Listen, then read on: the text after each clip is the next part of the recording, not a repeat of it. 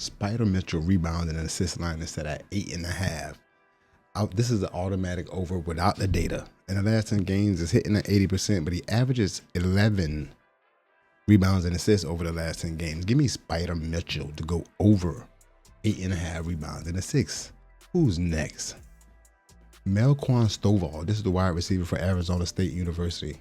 Listen, his receiving yard line is at 29.5. Over the last 10 games, the under is hitting at 90%. He only went over it just in the last game versus Arizona. That was like their rival game. You know how it is at the end of the season. I'm pretty positive. I think they had a little melee at the end of their game. I'm not sure, but because all of the conference championships, not the conference championships, that's this Saturday, but the rival game Saturday last week, all of the schools damn near fought. Ohio State and Michigan got maced. What the fuck? Yo, I'm taking the under.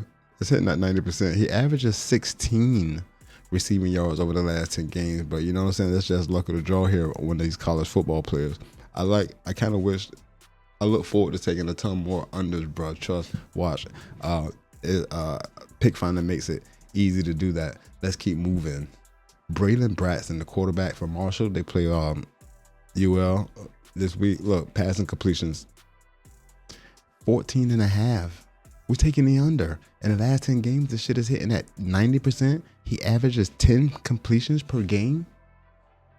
Man, get Braylon Bratson under 14.5 passing completions. Know what I mean?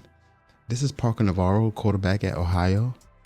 His rushing attempts is at 14.5. This is on Dabble. Shout out to Pick Finder for adding Dabble, bro. I am so excited that Dabble is here. I just dropped the video saying that Dabble is now on Pick Finder. Bang, let's get it. Yo, Parker Navarro rushing attempts is at 14.5. That's high. I know he's a running quarterback, right? But in the last 10 games, he averages 11 rushing attempts per game. 14.5. I think Dabble's off here. Let's see what everybody else has it as. It's only on Prize Pick and Dabble. You know Prize Pick line be high as fuck too. So we like the under there. That's on Dabble. Know what I mean? Let's keep going. This is Hayward Highsmith, the Fort Miami. Rebound line is at 4.5. Come on, bro. What you want me to do? I don't even know if he's gonna get the minutes. He averages 25 minutes per game. He is not interested in rebounds. I said that about somebody yesterday and they got 4 rebounds. Yo, we did not do well. I'm gonna take you to Twitter to show you what plays hit and what plays miss. I kind of think I got a way to show you that, or especially the plays that I've played. As you can see, I'm just dropping the trends and a sharp play. Then I go back behind these bitches and put them together, and then I post them on Twitter, win or lose, to show you what's smack. And some of them I make graphics for the favorites. And if they hit, I add some bitches out on the retweet, and if they smack, I smack them bitches out on the retweet. That's the best way for me to show you how most of the plays have done that I did get to play at the line that we found them at. Hayward Highsmith is going under 4.5 rebounds. It's hitting at 90% in the last 10 games, and he averages 2.7 rebounds over the last 10. Like, I could care what's happening over here. You know what I mean? Like, most of the time when I'm doing these trends, like, the point for me is to put out a ton of volume, playing 80-90% hit rates or higher, and going back and look at the data and sorting through them and see me knowing what I'm doing, how I can label them and pick it. And between my sharp plays and trending plays, I go back and look at the data and just, you know what I'm saying? See what's happening. See what we should be doing. All right, let's keep going. Is it Vasily Michik, the Charlotte guard? His PRA line is set at 21.5. All right. I know he just had a decent game. He had 12 assists in that game. He's not having 12 assists again. You know what I mean? And then he had 15 points, 8 rebounds, 6 assists previously, but in the last 10 games, he averages 12 points, rebounds, and assists. The line is set at 21. Now, let's go down here and we know that LaMelo Ball is absent, right? Let's go to Chicago. Let's go to Charlotte. Wait. Is LaMelo Ball back? And his line is still that? Oh, Nick Richards is out and he's out. Because both of them play, but not Nick Richards, but Nick Richards was really just day-to-day. Wait, so they already included? Hold the fuck up. Why is this line so high?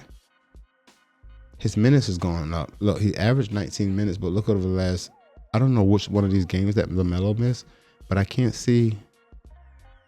They don't have LaMelo Ball in the injury report here. I'm not positive he came back. Anyway, I'm gonna keep it moving, and now I'm afraid of this line because I wanted to click on with or without LaMelo Ball, but it ain't over here. Is LaMelo playing tomorrow? Let's also look at. Oh, they're playing Cleveland too. They play Cleveland often. How many times this year? Oh no, only one game this year, and he had 11 PRAs, no rebounds, 9 points, 2 assists. Next, Quentin Grimes is going over 2.5 rebounds. In the last 10 games, it's hitting at 90%. He averaged damn near 5 rebounds per game. This line is extremely low. Oh, that payout is going to be cut. Let's see if that bitch is on Fliff. I'll put it on a 2-pick entry here on Fliff because or on Underdog.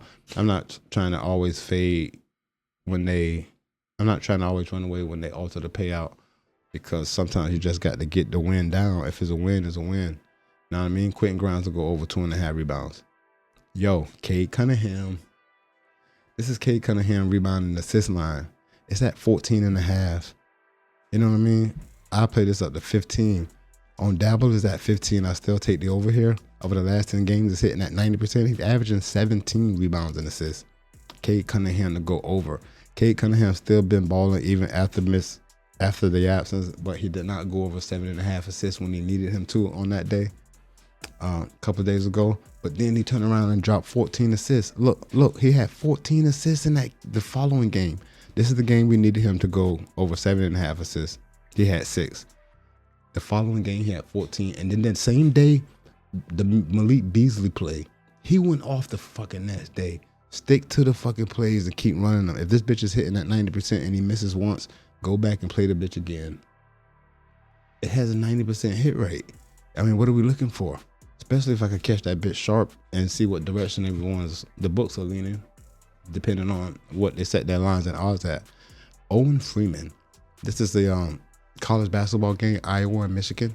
His points and rebound line is set at 24.5. Look, again, college basketball, remember, over the last 10 games, everyone has played 10 games, so I click this right here and see that. All the games for this season. You know what I'm saying?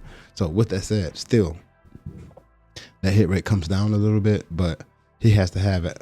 He has to be at the top of his game every game to hit this line. I like the under here. He had 21 and 11 to go over and 18 and 11. You know what I'm saying? He's not averaging 9, 10, 11 rebounds. Look, 3 rebounds, 6 rebounds, 5 rebounds. Nah, bro.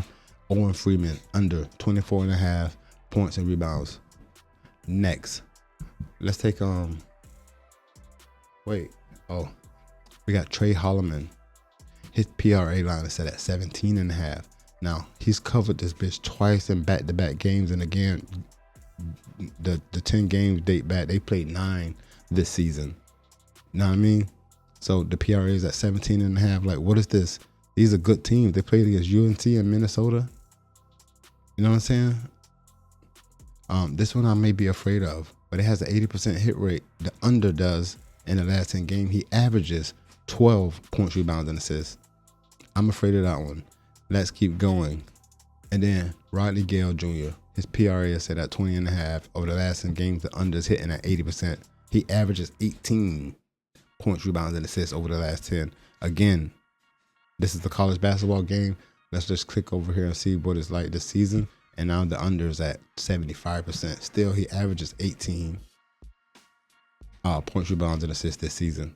I would look at the opponent on some of the college basketball games, only if I know if they're like Big Ten games. But a lot of these kids be gone. They don't play.